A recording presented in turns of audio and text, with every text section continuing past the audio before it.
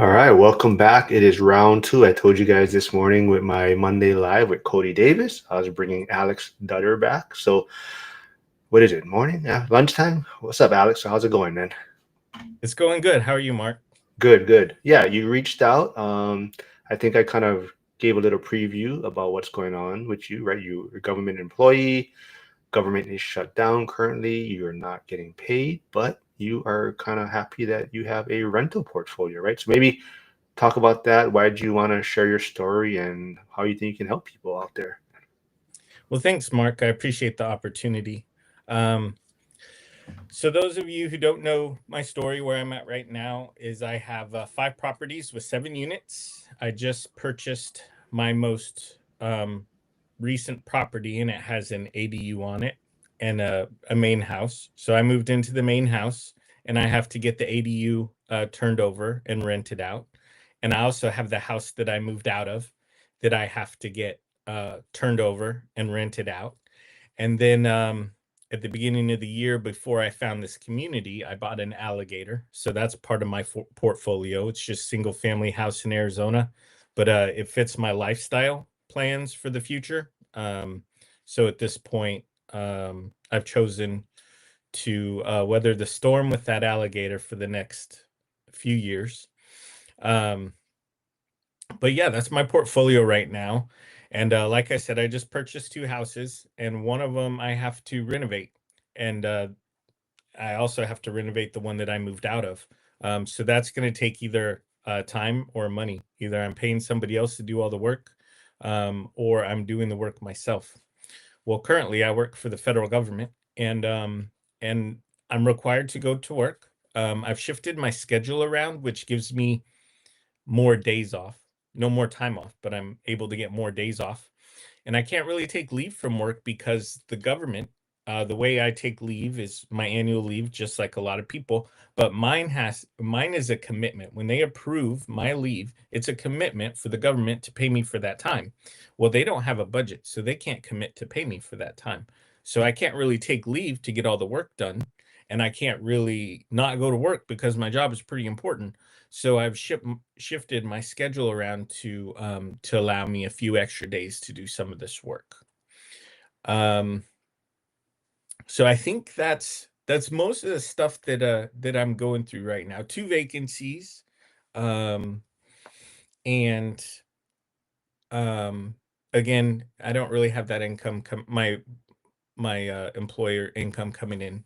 But a lot of the reason why I wanted to have this conversation, I wanted to talk to Mark and have this video is because with all of that stuff going on, I'm still doing okay. I'm balancing the stress, the time, the money, the I have some reserves for my other rentals which are not for something like this, so I'm not really touching those. But I've sold a piece of equipment that I had, so that's helped me pad my emergency fund. My wife is still working; she's pretty comfortable, and we have another couple sources of income. I'll go over some numbers here in a minute. But a lot of the reason why I wanted to have this is because after some of these other videos, everybody in our community kind of knows what's going on with me. And I had somebody reach out and offer me help. And that was a very kind gesture. And but but fortunately for me, um, I'm doing okay. And so I, I wanted to share that with the community. I want everybody to know that that I'm doing okay, and I want everybody also to know like where I'm at in my investing journey because I'm not new, I'm not broke. I'm what's called pre-wealthy, which means it feels a lot like broke, but the money's going in the right spots. Um, so anyways, just some overall general numbers. Is that appropriate, Mark? Go over some general numbers stuff. It's all up to you, man. If you want to share that. All Well, right, cool. So quickly before we get into the numbers, though, I know you also did a recent live, I think, or walkthrough with Dion, and that kind of where that. What was the name of the? It was almost like you're not. wealthy. What was the name of the title again, though? Like not rich, not broke, pre-wealthy, Yeah. something along those lines. And that pre-wealthy term is something that we heard from Michael Zuber, and it's about it feels a whole lot like being broke, but it's different. We're not spending our money on we're not spending our money on fast food and car payments and all the things that um that would lead us to be broke. We're spending our money on flooring and on paint and on advertising and going to Vegas for the ORAT celebration. These are all that pre-wealthy term hit hard for me. Feels a lot like broke, but it's not the same. All right. Well, so let's dig into the numbers. But yeah, a lot of people, I think, they like that term, right? So it's a good term. Lynn says, "Yep, good term, pre-wealthy," and Rusty says, "Pre-wealthy, love it." So I don't want to go into too much detail other than I want to share some of the basics for our cost of living. It's a high cost of living area. Not going to go into too much detail, but some general numbers. Um, I like Lynn's comment. It definitely feels like broke. Um, but so for my wife, I just got married in August. She brings in about $5,000 a month from her salary, and that's about what I bring in too. And then we also have a couple other sources of income that add up to about 2 grand. So generally, we bring in through our income and stuff to be about 12 grand. And then when our rentals are all performing as they're supposed to, they bring in 3,500 cash flow. That's pure cash flow. That's after taxes, insurance. It's after repairs. It's after vacancy. It's after everything. Um, so those are our final numbers. And most of the time, the bills that we absolutely need to survive. I mean, we could do better, but right now is $6,500. And then there's about another $1,500 in discretionary spending that we could turn off if we needed to. We could actually get that down to about six if we needed to. But essentially, that leaves a window for saving. It leaves a window for repairs. So even though I'm missing my income, we are still able to function and we're still doing okay. And we're doing okay because that that rental income, the cash flow and stuff, and also the reserve accounts, right? So everybody knows, I think everybody knows they're supposed to have 6 months of living expenses saved up, and a lot of people don't do that. But when you have real estate investments and you have lots of other things going on, it's essential that you have that. For, let's say somebody misses a paycheck who's not invested. I Here's an example. I know some people, um, the husband and wife are both working for the federal government, so that's their only source of income. They're not invested anywhere else, and they have toy payments and they have all these things that they do. They live the YOLO life, right? And but they don't have any income at all. So they're in a bind. Um, Now, fortunately for us, our community is really strong and they're looking out for us. And there's banks and credit unions that are giving what's called a um, or paycheck replacement loans or something. Basically, 0% APR, just as your paycheck would come in if you have an account with them. They'll send you some money, and you don't have to pay it back at all, except for when we do get paid by the federal government, they'll just take it all back. So I I originally didn't even sign up for that. It's like I'm not even doing that. Um, so that emergency fund that I was talking about, when you start investing, it's a lot more important than you have it, or that you have it, because a swing like this could, or a challenge like this could cost you a lot more. So fortunately, I don't have all that, but I just bought a house, and sometimes I'll tap into that a little bit, which is generally okay because I'm still doing all right. And another thing that I have is reserves for my rentals. So the point is, no matter what's going on with me, I need my rentals to survive. I need them to be standalone. And that's what we talk about when we say buy cash flowing property. Don't buy an alligator. If you buy an alligator, it's not standalone. It needs you. And my rentals, generally, my portfolio, because I do have that one, they cover themselves. So, and I can normally handle one turn at a time, without a big deal. And in this case, just having two, it's just how it is, right? It's okay. And I haven't even touched my reserves. That's not what they're for. I mean, I guess maybe they are, but that's not what I use my reserves for. So anyways, I wanted to cover those numbers and kind of just to show that in my area, high cost of living, even though my paychecks have gone away, um, we're still okay. Now keep that in mind. I spent $3,000 on flooring the other day. If I have I had a wall built, which was about 6,000. I'm looking at paying some people to install some flooring. So that'll be, I don't know, somewhere around $5,000 or $6,000. And all this has been calculated into my acquisition, into my plan. So anyways, the point is I wanted everybody in our community to know that I'm all right. And another thing I wanted to mention, our community, I think of investors and through school and stuff. I think of this group as like a high school, right? You got your freshmen who come in and they're new and they're like so happy to be there. They think they know it all. They're so cool, right? They have their nice new sneakers and they're dressed in nines and but they're still barely, they're not quite there yet. They're learning, they're seeing, they have interest in everything. They want to play sports, they want to do band, they want to do all this different things, all these different things. They're in high school and for them a lot of it is about focus. It's like, okay, what fits you? What's your plan? What would you like to do?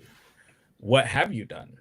Then you have the sophomores, and the sophomores are people who have couple two deals, three deals, maybe inherited a house, maybe moved on, um, um, maybe started house hacking, and I'm thinking like two properties, but not a lot of experience. So they come here and they realize that they don't know everything, and they need some help. And there's a lot of help here, and a lot of times they'll pursue that channel of help that they um they pursue that channel of help that fits them most that fits them the best, right? If somebody's into short-term rentals, then maybe they'll pursue that path, or maybe they like the idea of long-term rentals and they're pursuing that path. So, and you have the different genres of real estate investing all under one roof here in school. So so you got the juniors, and I think of the juniors, those are people, I think that's about where I'm at. I'm kind of new to the community, so I feel like I transferred schools because I didn't know that there was this community. But now that I found it, I don't think that I'm a freshman. I have a few properties, and I've put myself in a position where I can handle some of these challenges a little bit better. And they used to really stress me out. And that's the thing. Now they don't. I've been around the block a time or two. I don't know it all. And trust me, there's a lot of things I don't know very much about it at all. Pad split and short-term rentals and all those things. That's not really my area of expertise, but I do know enough about my long-term rentals to where I could explore something like that if I chose to. I could take a little bit more risk for something like that than I would be if I was just one or two houses down, one or two houses in. Which is another thing. A lot of times people will be giving advice or people will have an idea and we'll be discussing it. And the answer is going to be different for somebody who's brand new or a freshman or a sophomore or somebody who's a junior or a senior, who's been doing this for a little while. Um, Another thing that I know nothing about is out of state investing.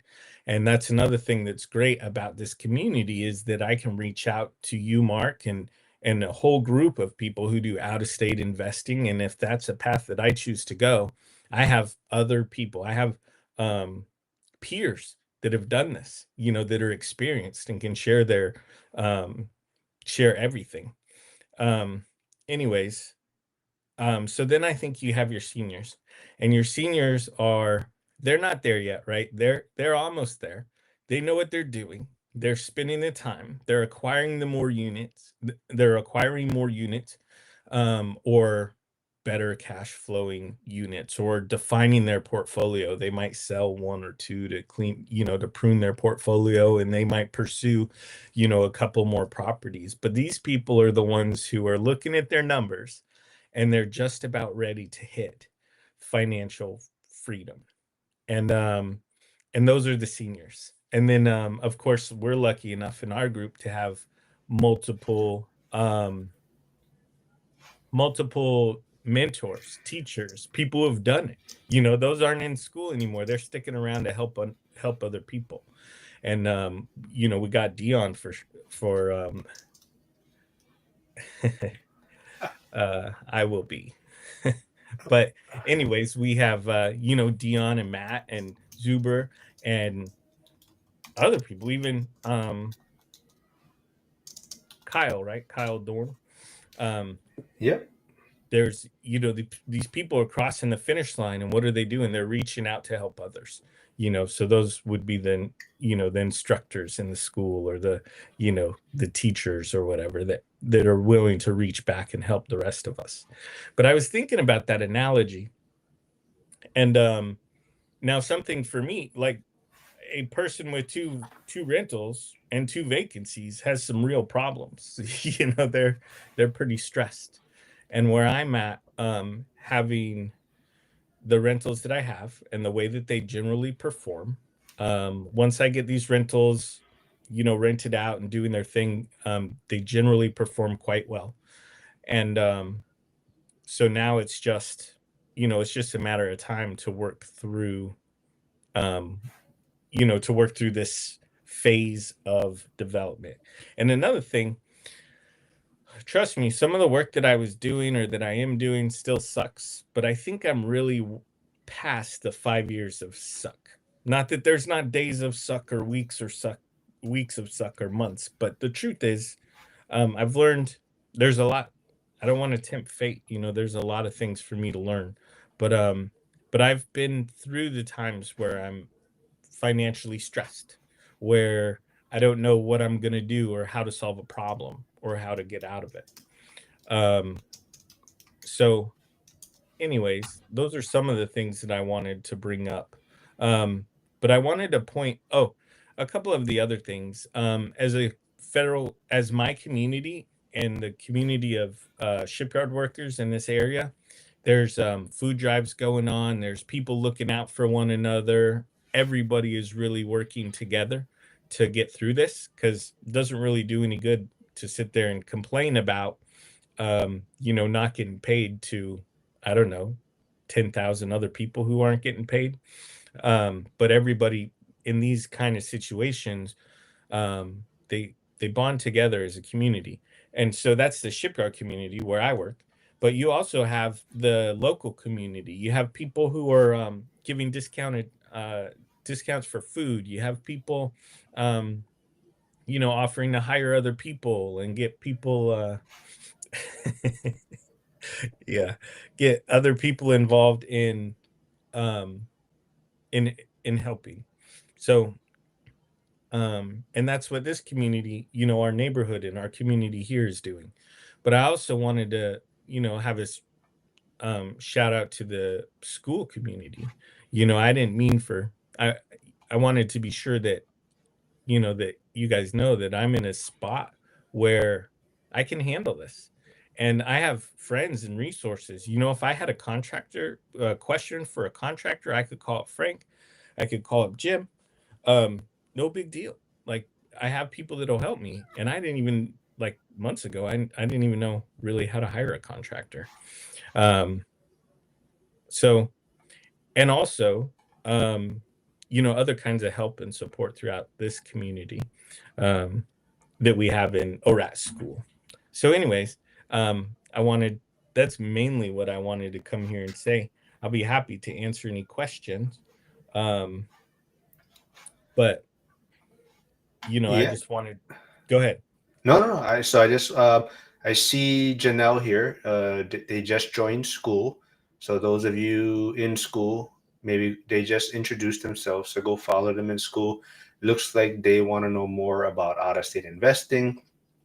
So I also put Lynn's channel in the chat. So Janelle, that'll be a great person to follow. Also, Lynn's in California, but she also invests in her backyard and out of state.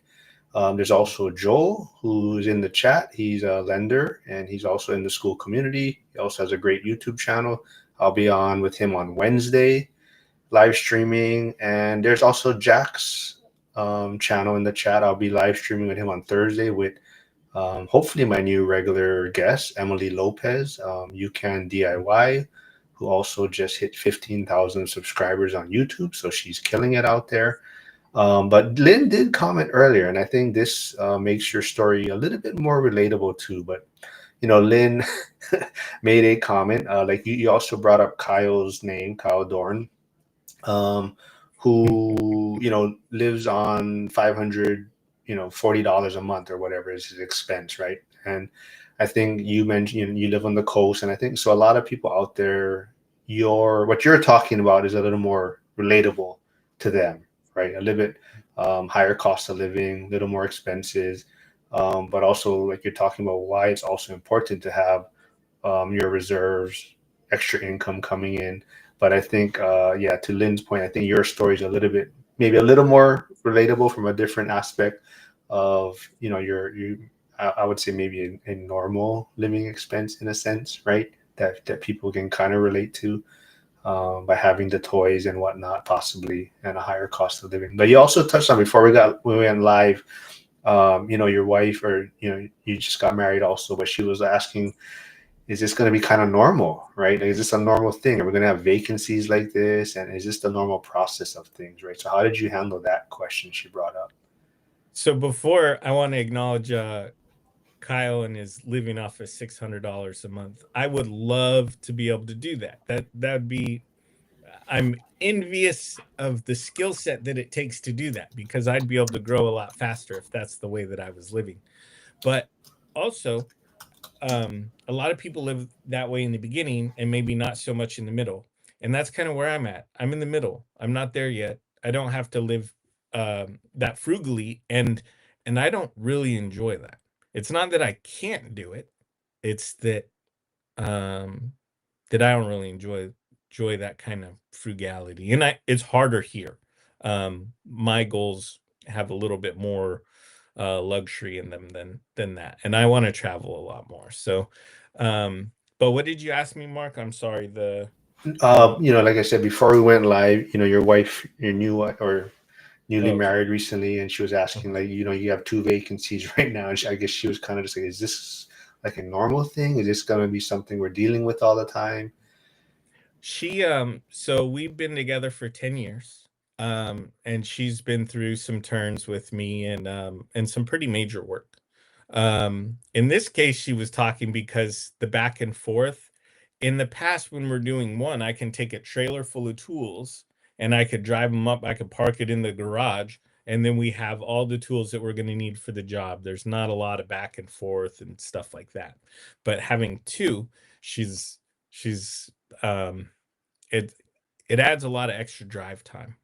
And we're painting at one house, but then we're gonna be working on the floor at another house, or we're painting at this house and we're painting at this house. So do we really want to load up all of our painting stuff to go back and forth? And so that was her challenges. But what I told her is I said I think this is pretty unique.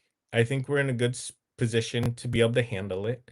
And she um kind of part of getting married was I've recently focused, and I love that question. I'll get there in a moment. So we've recently again, we just recently got married, but we've been together for a long time. And with over the last year, I found this community and I found other people to talk to about real estate investing. And I'm telling her, hey, I found my people. This is what I do. This is who I am. Like, this is where we're going. If you let's get married and this is where I'm going. I didn't put it that sweet, but I just have a knack for saying the wrong thing the wrong way. But anyways, I said, hey, this is me. This is who I am. This is where I'm going. Do you want to do it? And she said, yeah. I mean, she doesn't love all the painting and all the work and all the stuff, but again, she does like the idea of living between here and Arizona. She likes the idea of maybe being able to retire early, and what she really does like is being able to go to grandchildren. We'll be free. We'll be able to go visit grandchildren all we want. Like, not even we'll be able to have that freedom. So Lynn asked me that question. It says, I don't know if everybody can see it. Separate accounts or combined, which one is better? And I would say, and I have some experience in this department, I would say both. I think you need to have separate accounts for individuals. Like, for if she wants to get her hair done and it costs $300, I don't need to know that. Like, that's crazy to me. But it doesn't matter. That's her thing. Like, some of the money that I spend on different items can add up quickly. And she said, "Why do you need that one when you have the other one just like it?" And I say, "Don't worry about it. I just need it." So, but we also have the combined account for the bills, because I never want her to feel we don't split things 50-50. We come up with a general what works for her and what works for me, and that's how we handle it. I don't ever want her to feel um, like she's on her own. And there was a while ago when she was unemployed where we combined all our accounts and started working that way, and that was not healthy for us. So what we found that works the best for us is to have our pay go into our regular accounts, our personal accounts, and then we put money into the combined account. And when we put that money in the combined account, that's for bills, that's for gas, that's for whatever we need, that's for saving for the next house or whatever. That's where we plan most of our savings. And then we also have some money for ourselves that we're able to spend um, as we see fit. Charles is saying you're such a salesman, and there was so I know you go to these, right? I think you've been to a few of these, but Ray was asking, right?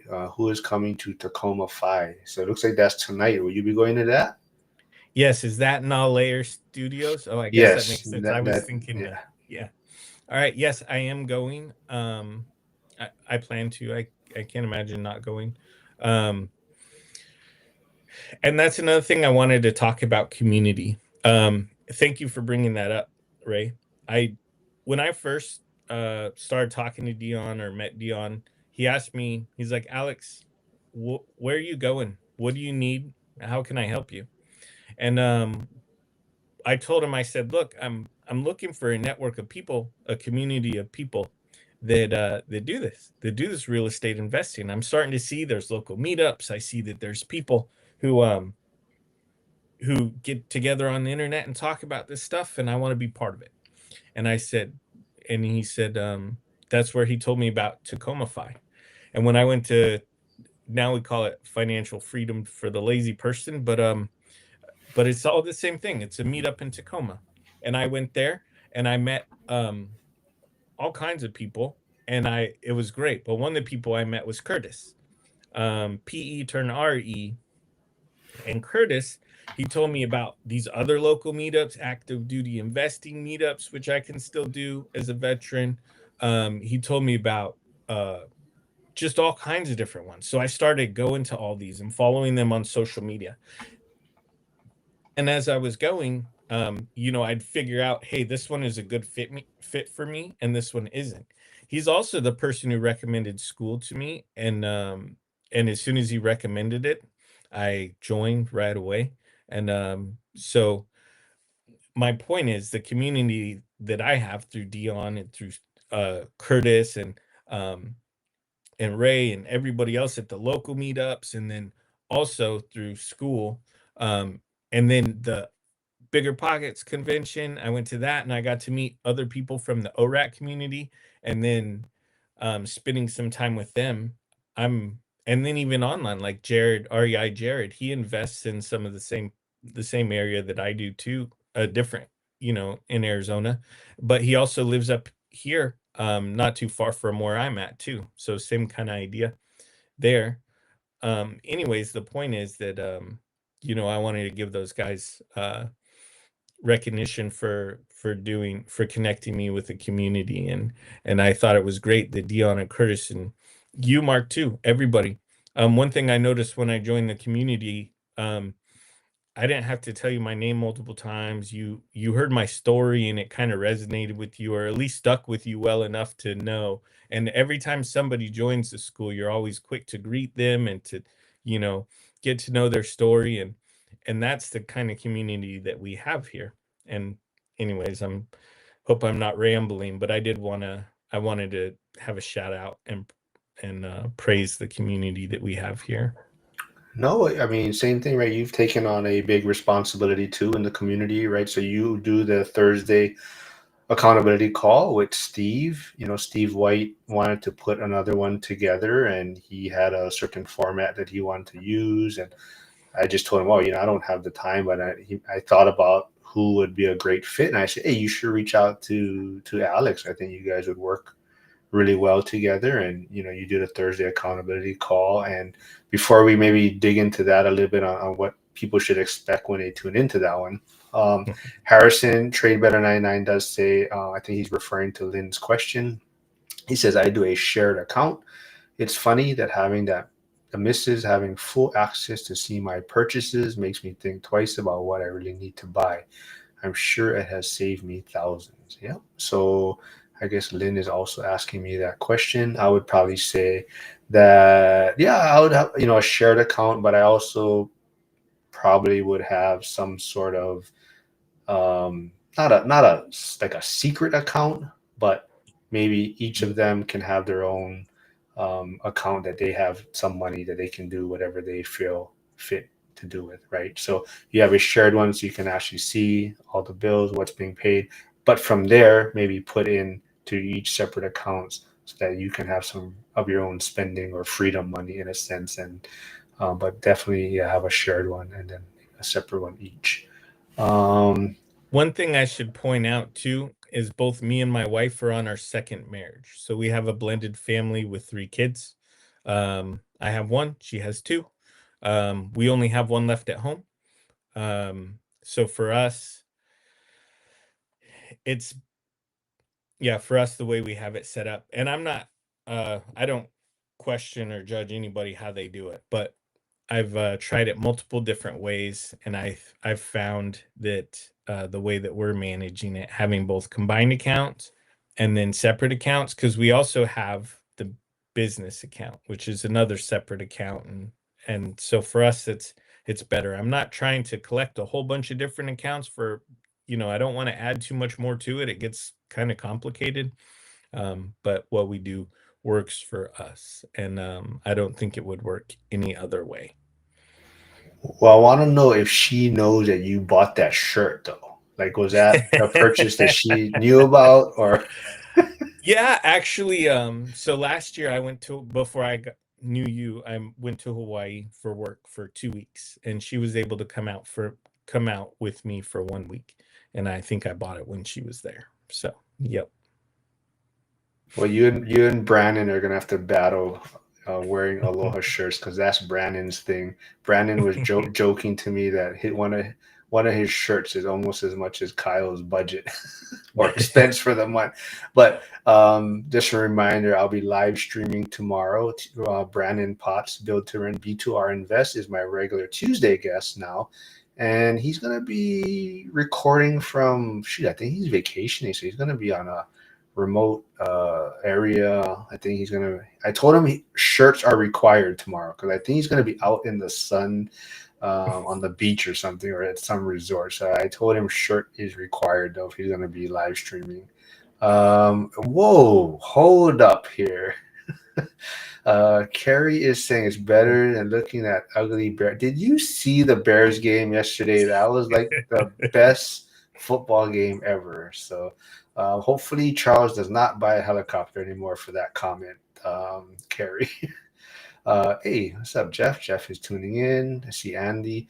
Yeah, like I said, let's dig into real quick then the Thursday accountability call you got going on. What can people expect from that call? So that was Steve's idea. He came up with it, and I absolutely loved it. He said he needed somebody else to be or to back him up and to be, part of it. I said, "Yeah, I'm your guy. I'd love to." And when he was gone for a couple of weeks, and we knew it was scheduled ahead of time. There was some growing pains, and it was a rough couple of meetings. It didn't go as they normally do. But the idea behind the meeting is that it's kind of quick. So in the beginning, everybody who's on gets about a minute or so to explain their stuck points, what their challenges are, or what they'd like to accomplish this week. They each get a minute. And then we look at the topics that were brought up, and then we'll ask, we'll pick two or three throughout the call, and then we'll ask them a little bit more about it. And they get about 5 minutes to explain, or 7 minutes to explain more detail. And then everybody on the call gets a chance to chime in, and we take some action items. And then with the action items, hopefully they come back next week, or they share their wins, or different things with the group. Our group, with our timer, we have a buzzer generally, or a timer, and when it's up, it's up. Time to move on to the next person or the next topic. And then so yeah, some people get buzzed, and it's easy to talk, to go long-winded and just keep going and not give everybody a chance to share. So it was just a little different format, and it's kind of cool. I think it works for us. Yeah, I like it. Am I the only one that gets buzzed when I come in though? Yep, Well, you're the only one. We saved that for you. hey, speaking of buzz, but BuzzTune, Mikey from Hawaii is asking, is Alex coming to Hawaii sometime later? Would love to meet up. Absolutely. It's a place that I will normally go every so often for work. So out of about 3 places or 4 places that I'm normally going to go, that's one of them. I just don't know when I'm going to. I don't normally know in advance if I'm going to go or when I'm going to go. So when that does happen, I will let you guys know. I'll reach out, and definitely we'll get together while I'm out there. Oh man, does this mean me and Jen have the same thought process? What Jen is saying, Kenny and I have shared account that we contribute to every month. We budgeted a certain amount as fund money in our own personal, and we don't ask where it gets spent. Backstreet Boys tickets and all. So yes, for those that don't know, Backstreet Boys is performing in Vegas the same time as the One Rental at a Time event in February, and I believe Jen and Harrison's wife will be going. I'm not sure who else, but there is some people that will be attending Backstreet Boys during that weekend. Jack is asking. So Jack, who also runs the Thursday, the best call there is in the school community, the Thursday Pittsburgh meetup on Thursdays. But he's asking, how long does the meeting usually last? Your guys' Thursday call?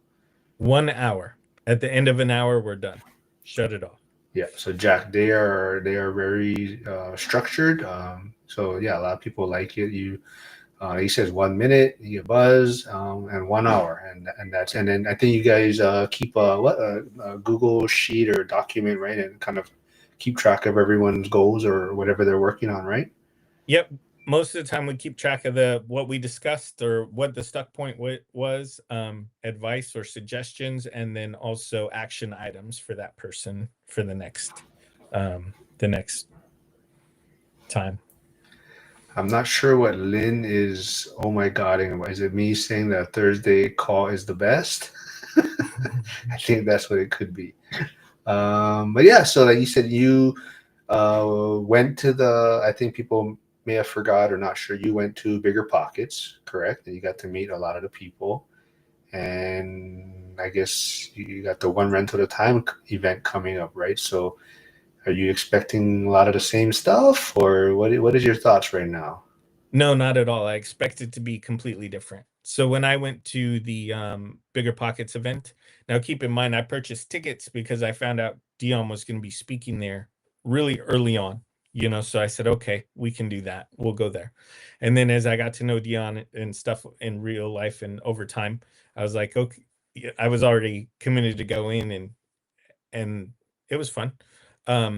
What I thought about the Bigger Pockets event is there was a lot of dreamers there, and which is good. Like, we love dreamers, but there's a difference between the dreamers and the doers, or the dreamers and the action takers. And not that there wasn't action takers and stuff there, but it was geared towards, there was a lot of rookie pipeline stuff and things. And there was a lot of good information there. But what I liked best about it is a lot of that.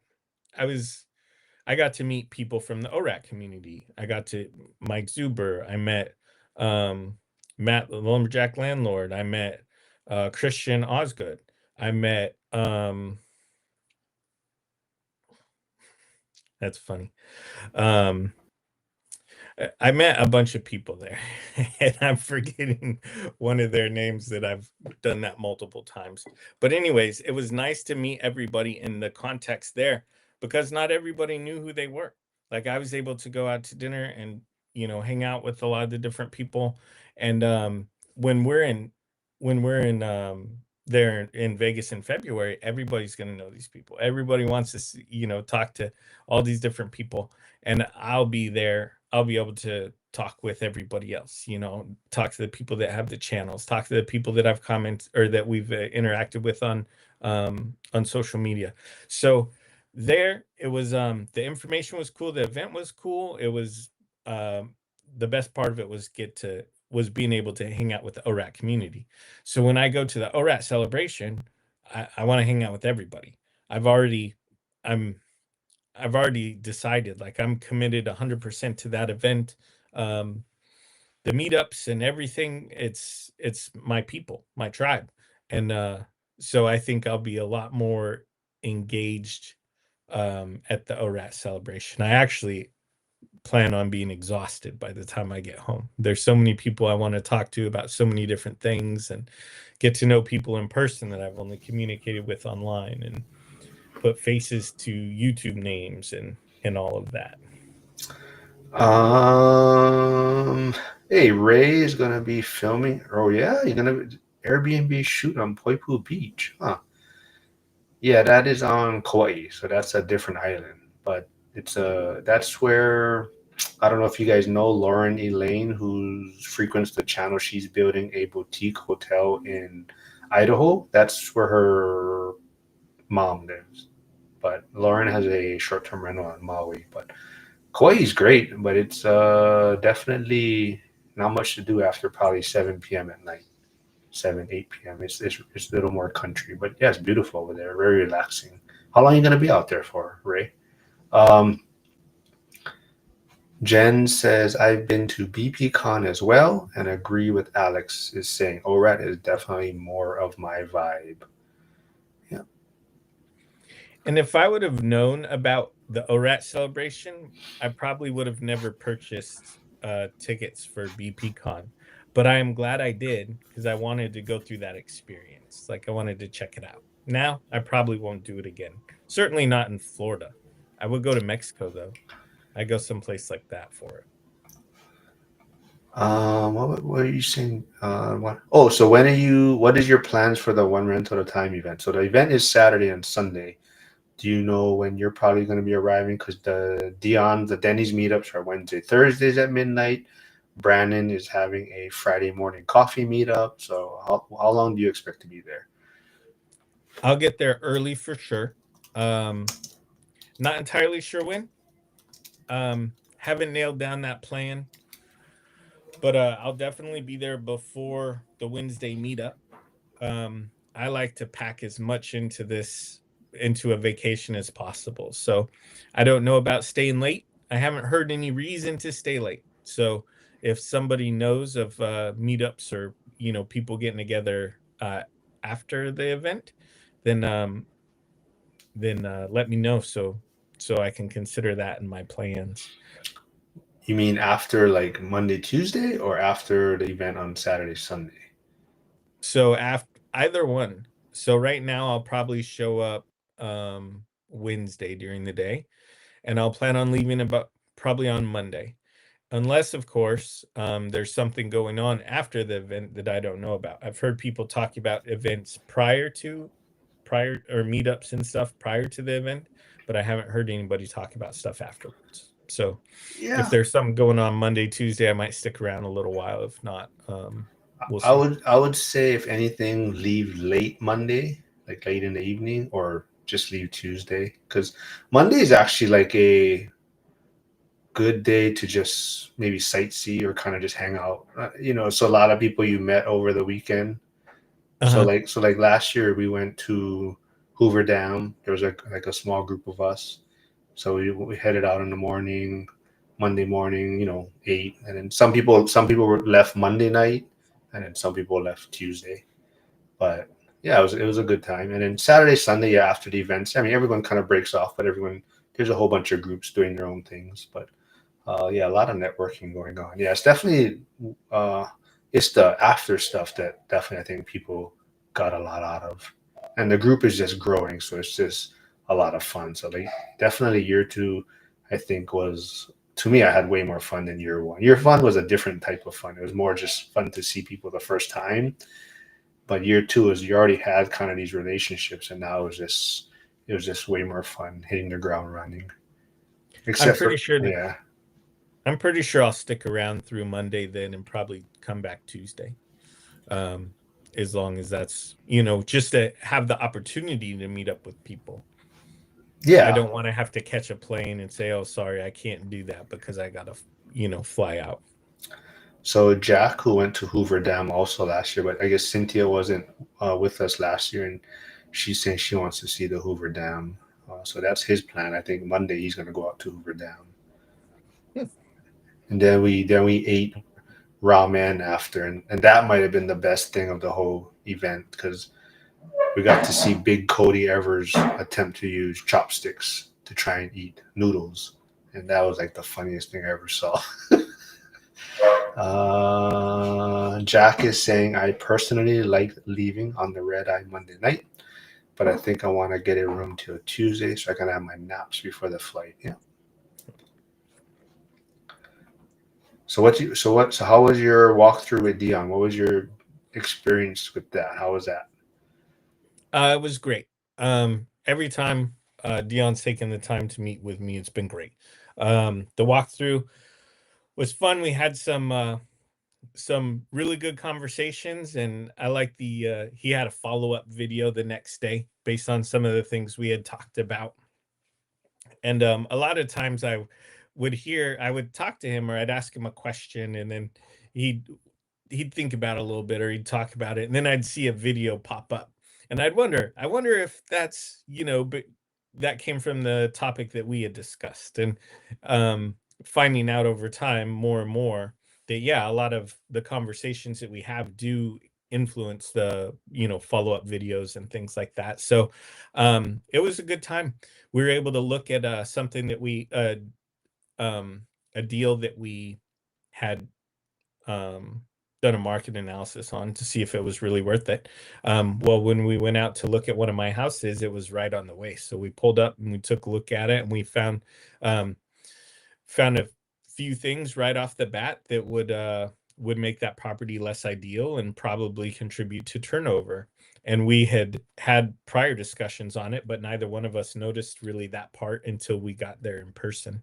It was just a quick little drive by, but I was able to show him the wall that I had built in the old house, that he kind of recommended, or that I got from his influence, from his channel and his ideas. And so I was able to say, hey, this is me, applying that um, that knowledge that you're sharing with people. So thank you.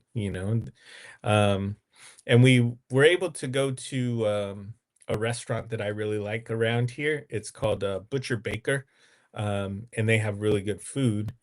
I So we went there and got some lunch, and as we're looking at one of my other properties, and then ended up back here at this ADU that's been um, quite the challenge. I'm sitting here trying to rip up flooring, and but yeah, it was a fun day, and it was a way to spend some time together because the weather was pretty nasty.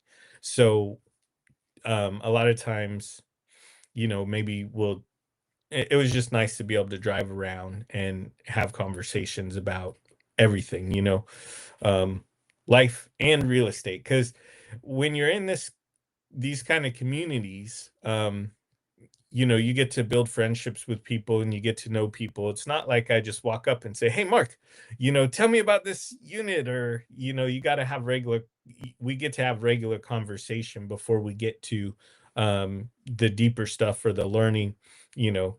And that's what he'll mention in a lot of his videos is it takes a while to get to the, you know, real estate type conversation. Um, it's about building friendships and talking about everything that's going on. And looks like Steve just tuned in. There's your partner. So okay, I need to know though, who controls the buzzer? I have a timer on my Zoom thing that sometimes will most of the time that'll work. But if I'm not paying attention or I forget to start it, he's got that air horn handy, and it was his idea. So um, sometimes I get a little, uh, space case, and he'll keep me on track with that air horn. Hey, it's been a while. I see Kyle Walbridge tuning in, the blue collar landlord. And for those of you who don't know, he just got his real estate license. So he just posted that on Instagram. So he just got his license, but he's also in the school community. He's also in Coach Carson's program, I believe, still yet. But yes, Carrie McCune is saying, wait, Backstreet Boys is going to be there in Vegas at the same time. So yes, Carrie, reach out to Jen. Jen is probably getting some people together to go to the Backstreet Boys concert. So I believe I know of two people. Her and Harrison's wife are going. I heard you were going, Mark. You're not going to go see Backstreet Boys? No, I'm not going. No. Yeah, Kyle says yes, sir. It's been Kyle. Will you be in Vegas then for the one rental at a time event, or are you gonna go to Coach Carson's event? I believe in around the same time. Oh, here you go. Steve is asking, "Hey Alex, what was Dion's feedback on ripping up the flooring?" So Dion doesn't like to add insult to injury. So I can't, I'm not sure that he gave direct feedback on ripping up the flooring, but I'll tell you what I've learned is so I started tearing up the flooring before talking to anybody, and then I was committed to the idea of tearing it up. Even not long ago, somebody mentioned on a call that I could put some self-leveling compound and then cover it up, and I should have done that. That was much better advice, or not tearing it up at all would have been better advice. But that's not the way I do things. I just started tearing it up and I was committed to it. So that's what I'm doing today. And in hindsight, I wish I would have never touched it. I didn't want a long piece of transition going from the living room to the kitchen area. It's a small place, but those long pieces of transition get beat up and they take a beating and have to be replaced. And I thought, well, I don't want to have to keep replacing it. So instead of spending an hour once every couple of years replacing a transition strip, now I'm spending 12 or 16 hours tearing up the floor, and it's not fun. So that's my lesson learned. I should have talked to people before I started. I got a little carried away and started tearing stuff up before I got advice from people who know better. All right, I see my guy tuning in, Chris Wissing. He was at both events, one rental at a time, but he is starting to put out more content on his YouTube channel showing the journey. So go check out his YouTube channel. It's there in the chat.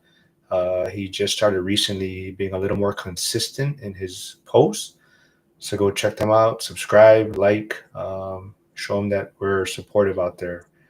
Oh, Mick is saying, "Hi guys." He says you were great on Dion the other day, Alex. And Curtis, hey Curtis, Alex had very nice things to say about you earlier. But he says, "Howdy, saw his new project." Ooh, Yeah, so Curtis was able to come by for a housewarming party that we had, and I showed him the ADU that I was working on, and and yeah, so today I spent all day ripping up that floor and taking a little lunch break now for this, and then I'll get back to it, and I should have it pretty well ripped out by the end of the day, at least well enough to pass on to the flooring people. so like you said, you had lunch and everything. You had a meet up with Dion. I mean, what kind of conversations keep you grounded when things get tough?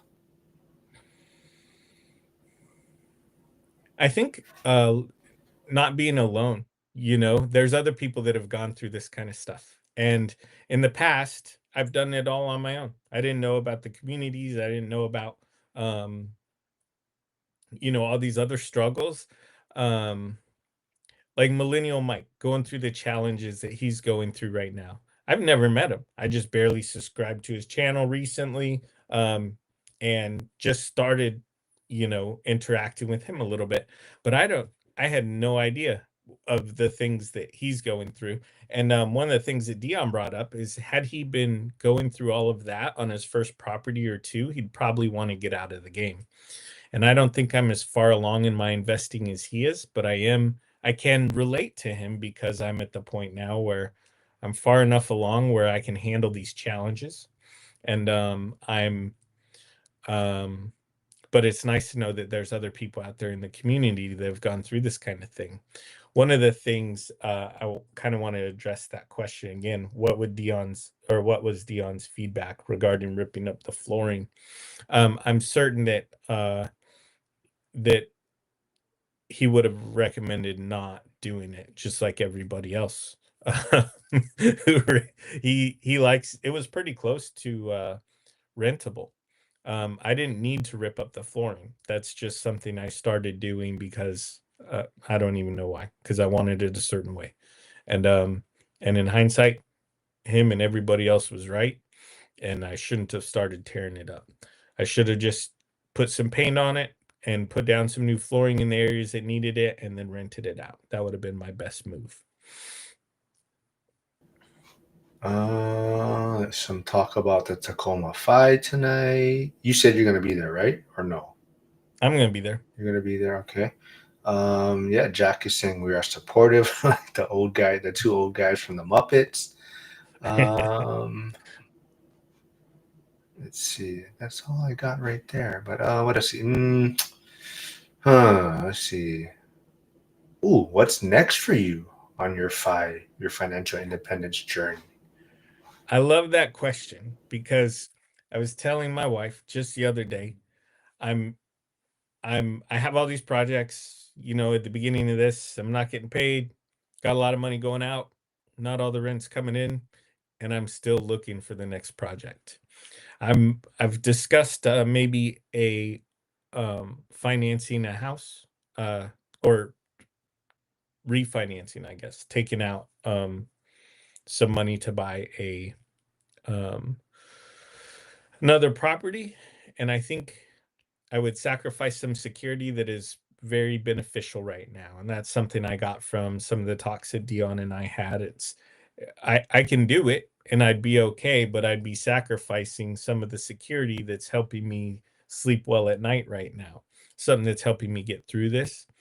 So I did sell an excavator, which I'm gonna have it hang out.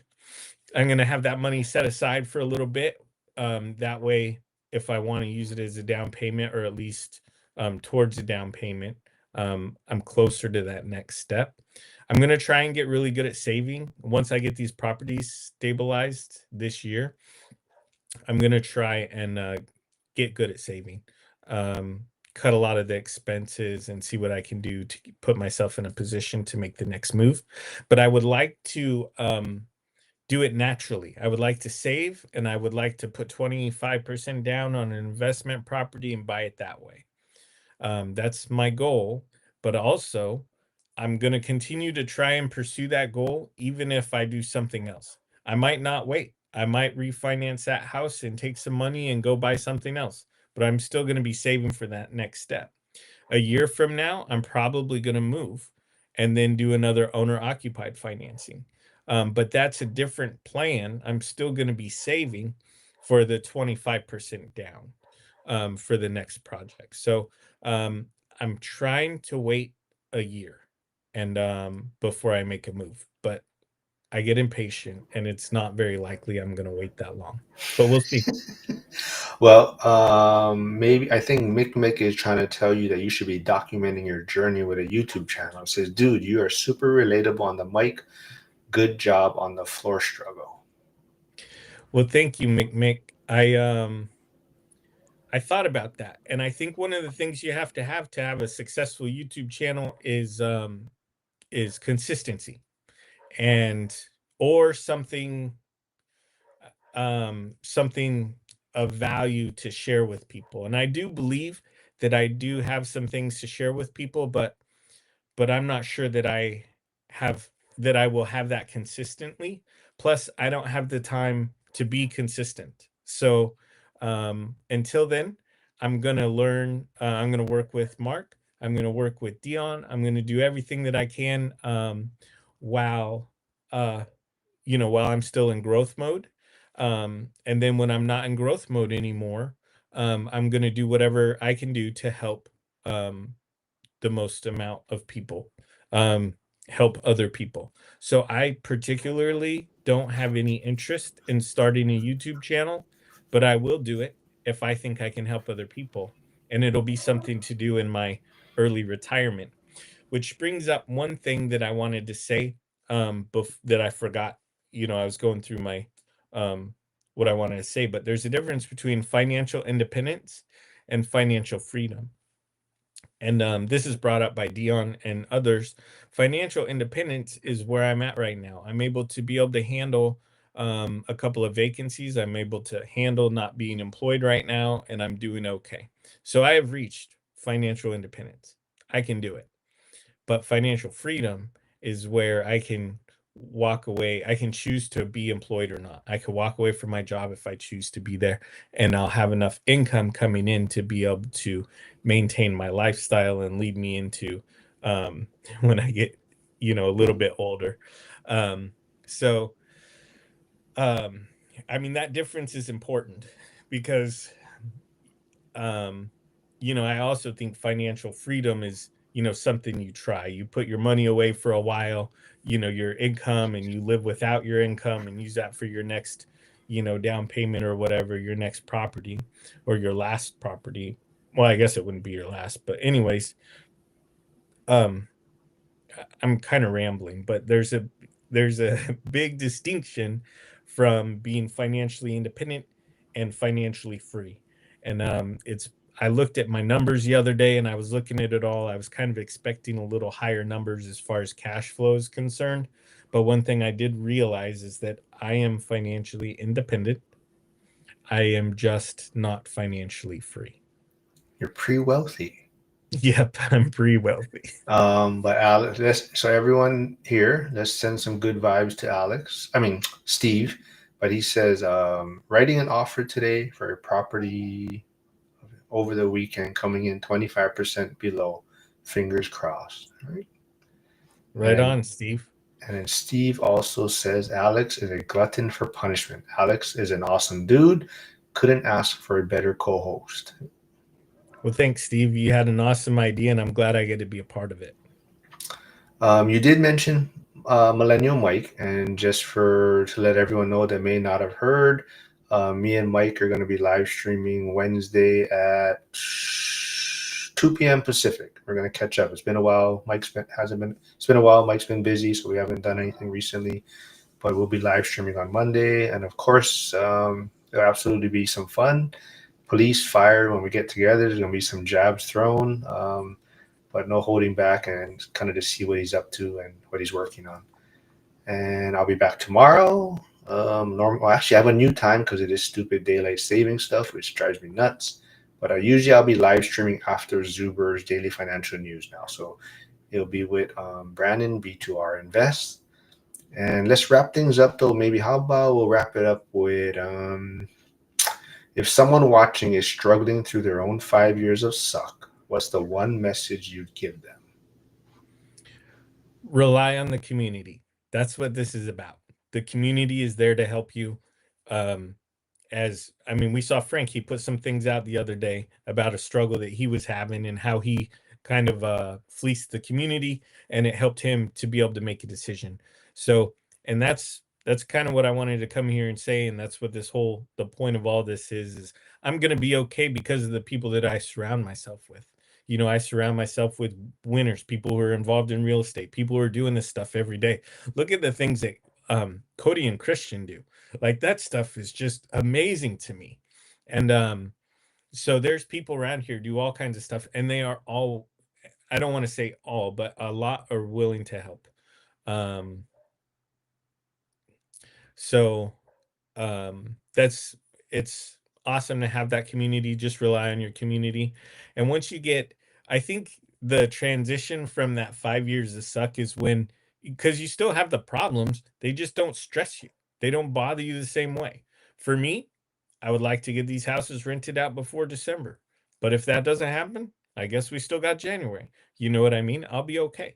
And not having that stress is really what I get from this community, and I think that's the difference from, you know, the 5 years of suck. And that's what I would like to tell you is, everybody goes through it.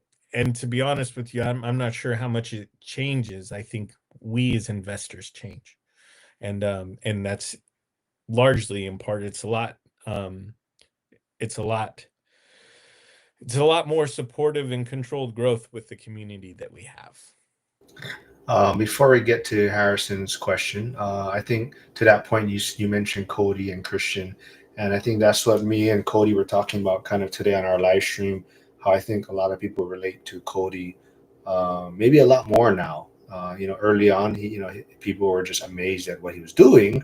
This all these seller finance, no bank loans, whatever, early 20s, hundreds and hundreds of units.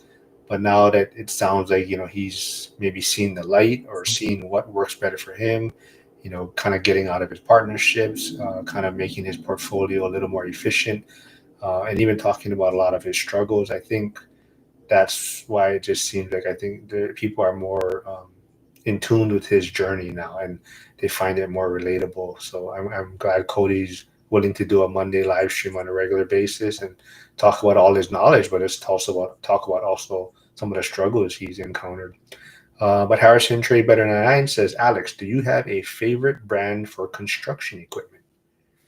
So I'm not entirely sure what that question is, whether he's talking about heavy equipment like excavators and skid steers and stuff like that, or if he's talking about tools that I would use for these rehabs. Now, keep in mind, I built houses before I joined the Navy, so I have some experience, but not a lot. Like, that was as a kid. So all my experience is coming by. I'm not the DIYer. Like, I'm further along than that, but I'm also not a professional. So as far as equipment, it's whatever I can get my hands on that's the best deal.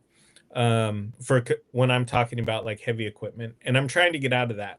During a little while ago, we had some. I was looking at maybe having to come up with a new career. I was looking at being fired for the first time ever, or that my job was in jeopardy. This wasn't recent; it was about 5 years ago. And so I went out and I bought some. I bought a skid steer and I bought an excavator so I could go into dirt work. Truth is, there's people who have been experienced, who have been working on that equipment since they were 12 or 14 years old, and they're much better at it than I am. So I couldn't really compete with those people. So now I'm selling my equipment and I'm going to put that into my next rental fund. And then, so if you're talking about that, it's whatever I can get a good deal on.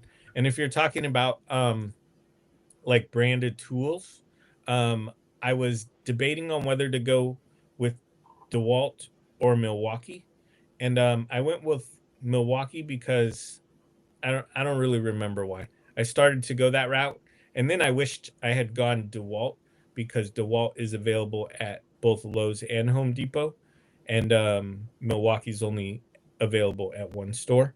So I would prefer flexibility. I'd like to be able to buy from whatever store I choose. So I would have probably gone with DeWalt if that was your question.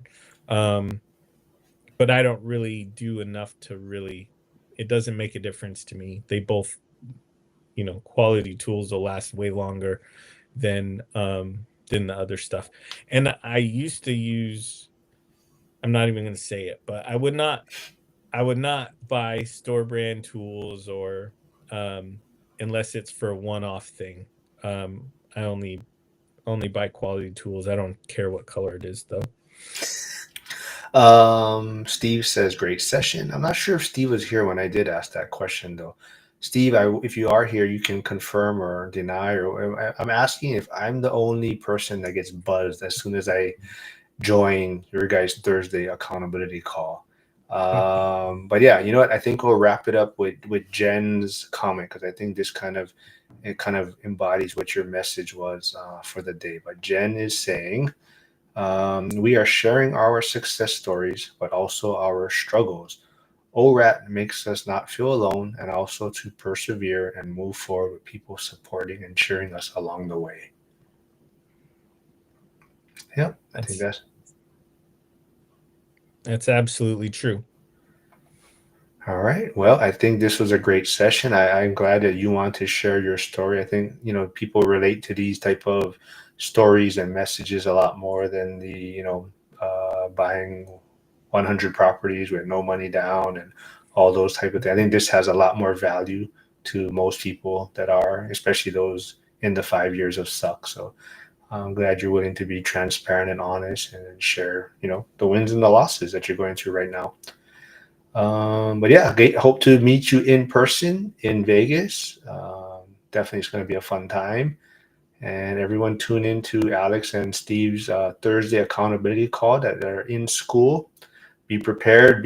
Bring your notes. Be ready to have. You have 1 minute to share what you need help with or your struggles and what you're working on. But Alex, any final last message then to everyone before we wrap things up? I just want to, like I said, I wanted to share with the community that I am doing okay. I am beyond the 5 years of suck, but still I have some challenges, but because of the things that I've learned from people in this community and the way that I've been building and the way that I've been doing things, I'm okay and I'm going to make it through it just fine.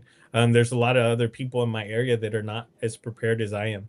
So if you're here and if you're interested in real estate investing, which is why I'd hope you'd be here, it does provide a peace of mind.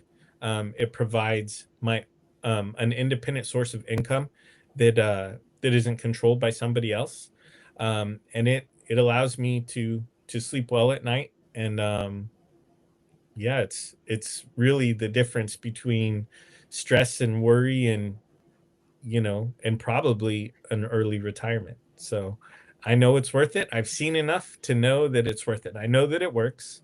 There's no question on, hey, if I get there, or I wonder if, I can do that.